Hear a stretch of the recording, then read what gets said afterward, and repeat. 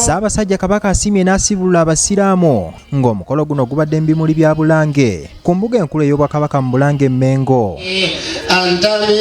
Omukolo guno gwetabiddwa ku Katikkiro Charles Peter Mayiga, Supreme Mufti wa Uganda Sheikh Muhammad Galabuzi, omumyuka asooka owa Katikkiro Agitwa Kawaase Kigongo, amyuka omukubiriza w'olukiiko lwa Buganda Oweekitiibwa Ahmed Lwasa, Oweekitiibwa James Kakomo, Oweekitiibwa Jatimalia Mayanja Nkalubo, baminisita abalala, abakulembeze omubadde Lord Mayor Ssaalongo Erias Lukwago, ababaka ba Paalamenti wamu n'abantu abalala mu biti eby'enjawulo.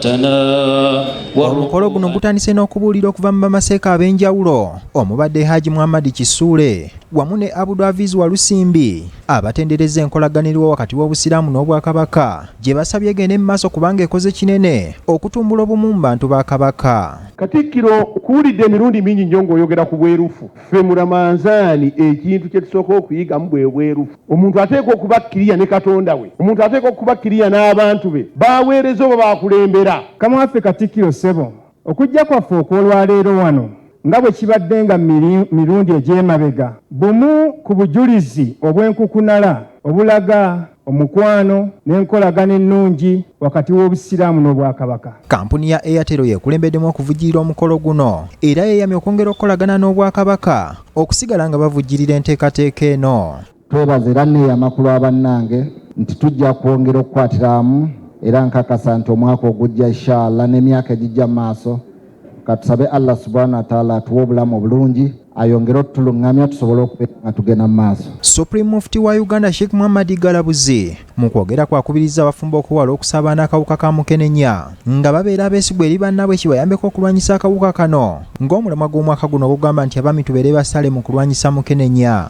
Abafumbo babeere beesigwa ku sayidi zonna. Sirimu tujjako era enkya nga takyaliwo. Nammwe abatali bafumbo mukkirize mubeere nga emuli kubanga babagamba okufumbirwa ogasinnatuuka ate weepakula.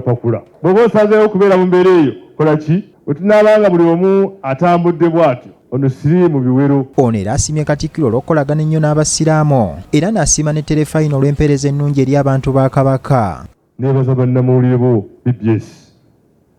TV kati gye nsinga okulaba ye Terefayina yaffe eya BBS.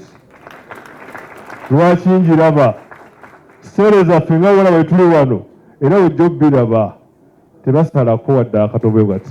Bane mwebale nnyo, mwebalire ddala. Katikkiro Charles Peter Mayiga ategeezezza nti omulamwa gw'okusibula Abasiraamu Ssaabasajja yagenderamu kutumbula bumu mu bantu be naddala Abasiraamu ssaako n'Obwakabaka.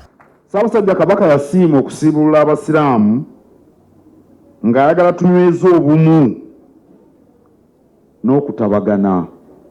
Mu kusibula Abasiraamu Ssaabasajja Kabaka abeera atugamba nti baganda bammwe abo gye bali mutuule nabo mwezi omutukuvu munyweze obwa Sseruganda. Mu mbuga erajjukizza abasajja obuvunaanyizibwa bwabwe obw'okulwanyisa akawuka ka siriimu. Nti ffe abasajja ffe tutandiikiriza amakubo siriimu mwayita emirundi za 99 ku 100. Kaakati mu mwezi guno omutukuvu mwe tulina okukolera Katonda by'ayagala kasita tutatema makubo ago 99 siriimu mwayita siriimu ajja kudduka emisinde gye mutalabanga nako. Oluvannyuma Abasiraamu basibulukuse n'ebyokunywa wamu n'ebyokulya. Omukolo gw'okusibula Abasiraamu gubeerawo buli mwaka n'ekigendererwa ekyokunyweza enkolagana wakati w'Obwakabaka n'abaddu ba Allah. Ronald Kitanda, BBS Terefayina, ageesigika.